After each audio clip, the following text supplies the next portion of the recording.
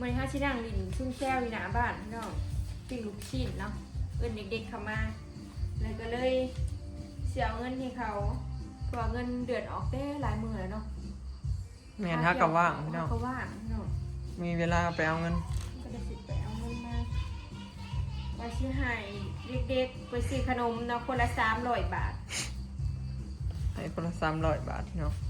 ไม่ใส่เลยกลับไปจะมาจะหายเงินก็ได้คนละ300รองเท้า300ถุงมือ300อันนี้นะซิมอนพอใส่กับคนละ300พี่น้องแต่ว่าเข้ามาซอยเขาตัดเขาเนาะ ตัดเข่ากับยอหมู เห็นตื่มเขาเป็นคนละ200เป็นคนละ500พี่น้อง ให้ทิปเพิ่ม ตามนั้นจ้ะอันนี้สิหายแม่น้องเมยพี่น้อง 1,000 กับพ่อน้องเมยเนาะ นี่แยกเด้อ ให้เราไปแยกเอง เงินเมียก็คือเงินเมียเงินผัวก็คือเงินเมีย มึงมีเงินน้อย อันนั้นเราตามนั้นแล้วฝากน้องเมยไปให้เพิ่น หอดพอดีชาย ฮอดอยู่ไปในซาเย็นบ่ฮอดอยู่ คือกันกับเมียแหละพี่น้องบ่ฮอดผัวแล้ว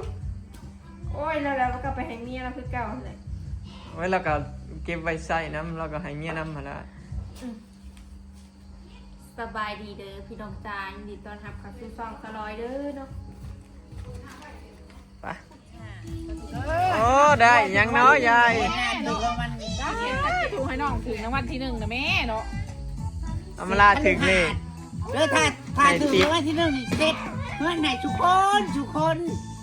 โอ้ บ่เป็นเช้าเดียวได้พี่น้องหลายเช้า ก็เดียวเช็ดในละเช้าเดียวแต่ละคนบ่เอานะ ถึงรางวัลที่1แต่แน่จ้ะถ้า ถึกเลขกันเนาะมื้อนี้เป็นชวนเพิ่นเขามาเล่นน้ำพี่น้องบอยซื้อลูกศิษย์มาปิ้งกินกับเด็กๆแล้วก็ ใช่ชิมอนพอใส่ แล้ ไปใส่ วเขาพอดีนะพี่น้องนั่งเล่น คือว่าเราเขาเขาแล้วเนาะคือว่านั่งชิวๆปิ้งลูกศิษย์กัน เขามานั่งแบบสวัสดีค่ะ อลิสก็นั่งอยู่พูนพี่น้อง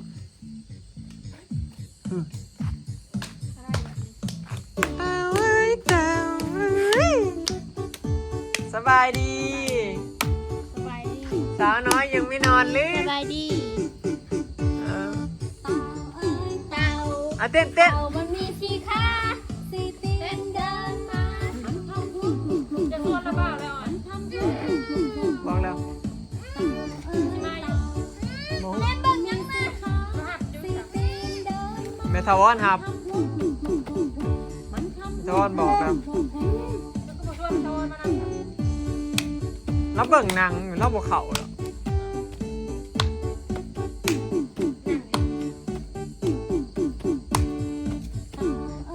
คักแล้วเนาะร้านขายเฮ้ยง่ายๆมา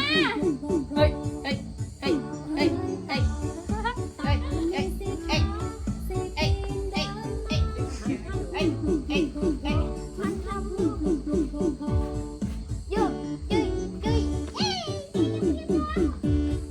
ฮ้ย ค่ะ อาลีโฆษณา เอาเหมือนโฆษณาเอาไปเตรียมโตเตรียมโต เตรียมตัวเตรียมตัว เตรียมโตอ้าวยังไม่ทันพอ อย่าเฝ้าอย่าเฝ้า ไม่ใหญ่พัดเต้น เบ้เบ้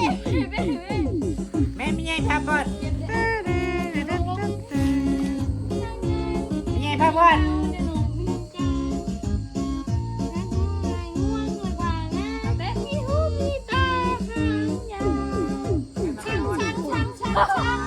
แม่พัดเต้นสอง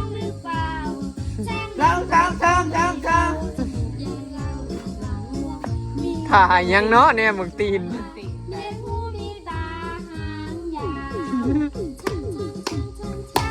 เอา เคยเห็นช่างหรือเปล่าช่างมันจะโตไม่เบาจะไหวน้ำบัดนี้ บอขาดลูก เรียกว่างามมีหูมีตา หางยาว หังยาว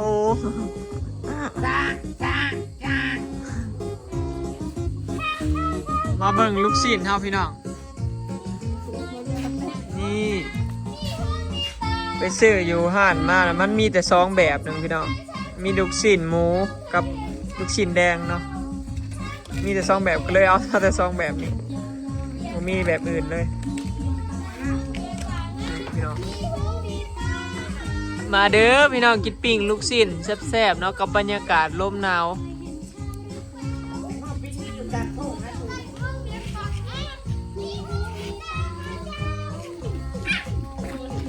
นี่เริ่มซุกเลยแล้วพี่น้องอันนี้ซุกบ่ยากเนาะลูกชิ้นแป๊บเดียวน้ำจิ้มเขาก็มีแล้วพี่น้องอยู่ตู้เนาะปิ้งขาเด็ก จะได้ผมมีหมักแตงเนาะ ๆแม่น กับหมักแตงกับทาจะได้ มันเข้ากันได้กับหมักแตงปิ้งลูกชิ้น มันมีงาน รอสักครู่ งาน แร กิ ก น บ่ฮู้ งานยัง เล่น้องขายเด็ก บ้านน้ำพายเงินบุญสงเฮือ เอาเมียนบอกมื้อนี้วันลอยกระทงนะ ลอยกระทง เอาเมียนบอก แม่นแต่ว่า เอาคนบริหูเลย เจ้าไปถึงปี วันเพ็งเดือน12บ่เดือน12สิ อันนี้มันแม่นเดือน12เดือน11 ไอ้จะว่า เป๊ะเป๊ะเป๊ะเป๊ะตบมือปะปะแปะแปะ จะว่าหมอคือหมอประจำ ยังมาหูสึกเย็น อยากนอนจริง ไปเอาหมวกติ ๆโบซ่าอยู่ฉันอยากนอนอะไรเนี่ย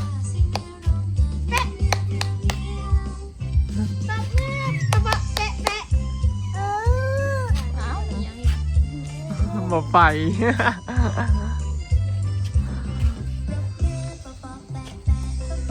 มาเลยบ่ไปยังเนาะ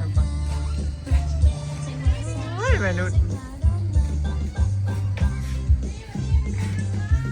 หากินปิ้งลูกชิ้นพี่น้อง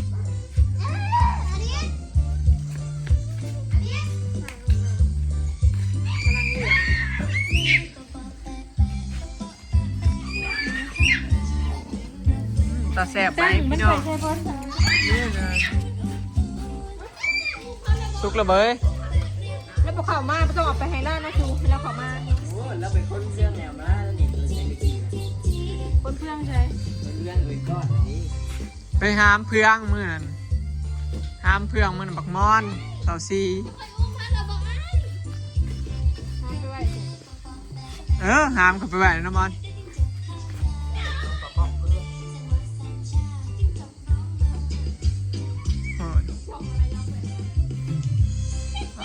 สุดหล่ออาบน้ำหรือยังนะ เล่นมาประมาณ100 อันนั้นเด้ซะ บอกให้ อาบแล้วน้ำนะ แล้ว มือเกี่ยวเข่าไป เดี๋ยวเขาเอา โอ้ยเกี่ยวเราได้เหมือนเขาพอเนาะหน้าเขาแล้วเลย คือจะห้ามไปจูดกองเครื่องทีมเลยเรากล้ามมันจะจูดเนาะ คอยบอกให้เกี่ยวมือแรงมือนี่บอกเกี่ยวถ้าเกี่ยวให้มือพ้นท อยากคนทำทั้งมึงคนไหนคนท ำ โบนยันบนทำถ่ายบนทำ อาบเลยบ่น้ำนะ ำโอ้เรียบร้อยจะนอนแล้วพวกนี้ชวนมาเลยกำลังสินอน เขาบอกว่า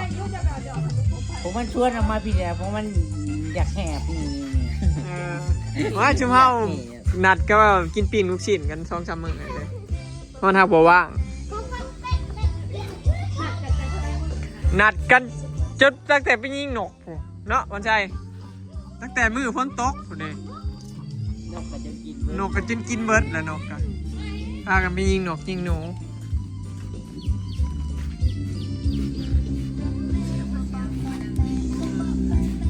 อันนี้คือน้ำจิ้มของเราพี่น้องบอยซื้อมาเป็นถุงใหญ่เลย มาไว้ปีกมาไว้กิน สุกแล้วอันนี้นี่จัดแบบสวยงามพี่น้องนี่โอ้มาเด้อมาเด้อสุขุสุขคนพี่น้อง กิน มากินมากิน ปิ้งไปดำปิ้งไปดำ มาทำมานั่งเฮ้ยพาน้องมาญาติกันอุ้มอยู่2ไอ้น้อง เอาไปให้เด็กๆก่อน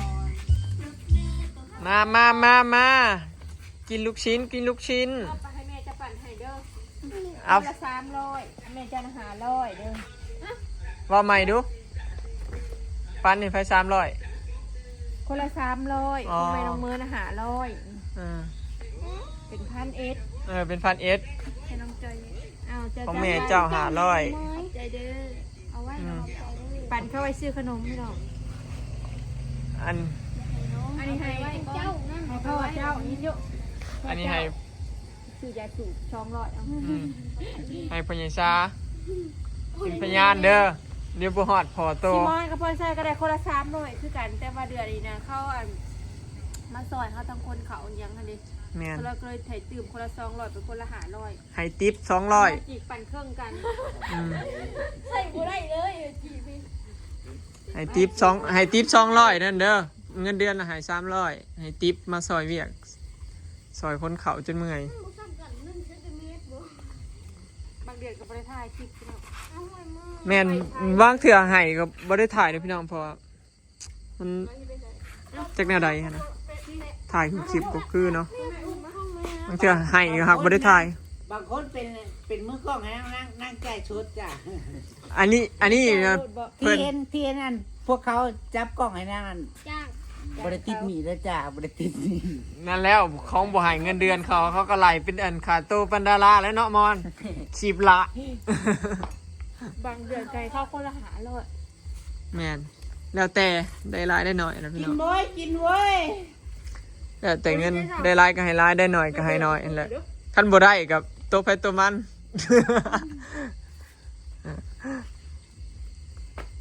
นี่จะได้เงินบอก อันไหน จะกินบ่ กินลูกชิ้นบ่ แม่หยอดกระปุกให้ บ้า นั่งได้ดำทอมี1,000นึงแม่ไปหยอดกระปุกให้เด้อ ตัวทุกข์เลยเนาะ พอไปหยอดให้แล้ว เขาได้ดุงรุ่นหนึ่งเงามันถูกเป็นน้ หนึ่งอ้าวผู้สาวซ้ำหน่อยปิ้งลูกชิ้นก็คือแท้ นี่ลูกชิ้นไอ้ท่ามกินมานะอีนางยังกินบ่ได้ลูกนางยังน้อยไอ้ก็กินนั่น อย่า หมดคนก็บอกว่าลูกชิ้น ำเนาะมันจะเอาความสุข เดี๋ยวสิไปเอารถเพิ่นมาคิว เอาหนึ่งน้ำสาดดี แซ่บอยู่ฮัมแซ่บบ่ซิมอนมันใช่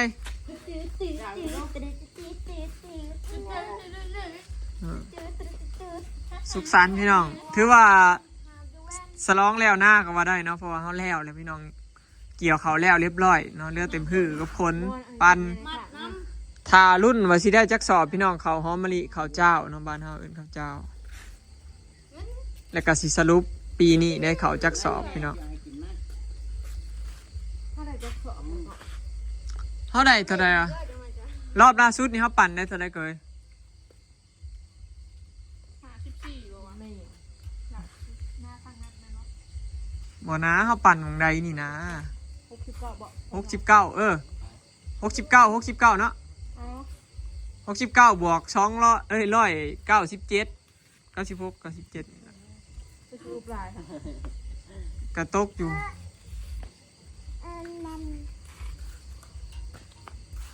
166สอบ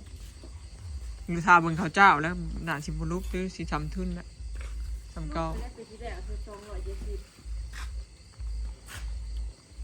นี่บ่ได้เขา230เขาเบิ่งกันซ่าซอกกับเจ้า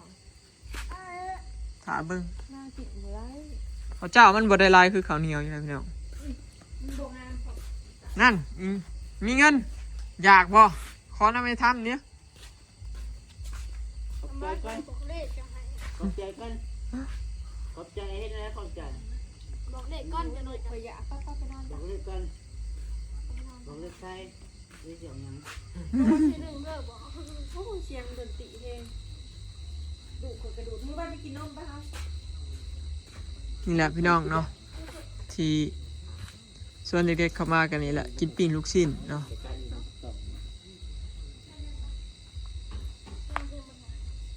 มื่ออื่นเกี่ยวเข่าวซิมอนบอนไซเนาะเรซิมาซอยก็มาซอยเด้อผู้บ่าวผู้สาวแต่บอยบ่ได้ไปเนาะพี่น้องมื่ออื่นขอลาเด้อครับเด้อนี่บ่ เขาก็สิเกี่ยวมือละให้ เออ ถ้าเจ้าไป มีการเกี่ยวเป็นแล้วแม่ตัวบอกอัน เพิ่นบ่เกี่ยวเพิ่นว่ามื้อนี้ถ้าไปรวมกันเพื่อถ้ามื้ออื่นฝนห้ำเพิ่นน่ะเพิ่นเกี่ยวมื้ออื่นแล้วมื้อฮื้อแล้วมันฝนห้ำบัดนี้ข่อยเกี่ยวในวิทย์เด้ข่อยมื้อนี้มันบ่ อยา ต ก ก กินยังไปสิเลี้ยง ว้าย น้ำยัง ซาบูหมูกระทะเว้าไปตี้ปิ้งกุ้งปิ้งหยังซื่อ กินนักเว้นเบียร์ ๆอืม เหล้าขาวบ่เป็นหยัง เออตายห่า สาวดาวได้กินแล้วมันแสบปีเลยบอกที่ถนัดกันนี่เคยเปิดมาบ่เป็นยัง มาเบิ่งปิ้งนี่ได้ร้อยปิ้งใหม่แล้วจ้ะ นี่กาบมันใช่นี่เด้อย ายรวยไปต้มอันถั่วดินมาให้ สะอาดหนึ่งเอา มาต้มมาให้ตดอูดกันบัดนี้เอ้าของเจ้านี่ ม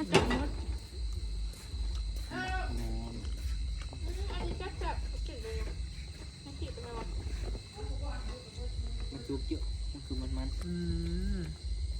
ชุบ ระวังตดอูดกันเด้อนางเว้าหยอกกันนุ่นกินลูกชิ้นเพราะว่า เก็บเสียงพายออกมาตกสายแห่แล้ว เกมเสียงไทายเนาะบรรยากาศดีพี่น้องอากาศเย็นสบายเลยเนาะตรงนี้เทิงฟ้ากับบ่มีเดือนมีดาวเนาะนี่เนี่ยคือฝนตกเด้คันแบบนี้นี่คือฝนตกเขตใกล้เด้คันมีเดือนมีดาวออกแสดงว่าฝนบ่ตกพี่น้องอันนี้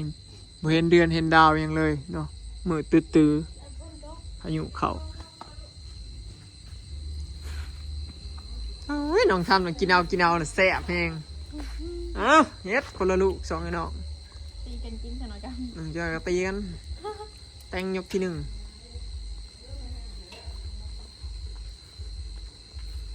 เขามาลาตอนแรกว่าสิบส่วนเพิ่นเขามาเนาะพี่น้องเห็นเงา2-3 มื้อแล้วเราจะคิดหอดเบาเสือนี่โอ้ยเว่าตรงประเด็นอีกแล้วโอ้กำลังสิเว่าว่าคิดหอดไผดีไปเว่าวู้ตรงประเด็นอีกแล้วเนาะพันชัยตายห่าเลยสีสันคนแบบคิดฮอดคิดถึงแบบ นอนคิดถึงเขามีงานในเพิ่มนึงนะแม่นบอกงาน ผัวนางเอ้ยไอ้จึงฟ้าไล่ไว้กลาง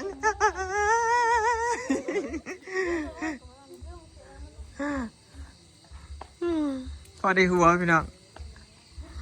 โอเคเนาะพี่น้องคลิปนี้ก็สิขอเก็บภาพบรรยากาศได้สำนี้เด้อเนาะ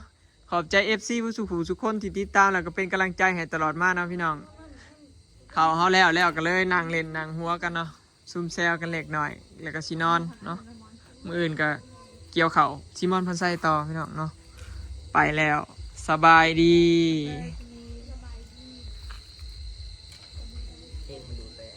ตาบีได้ เจียงบ่แม่นอยู่ในบ้านนะดู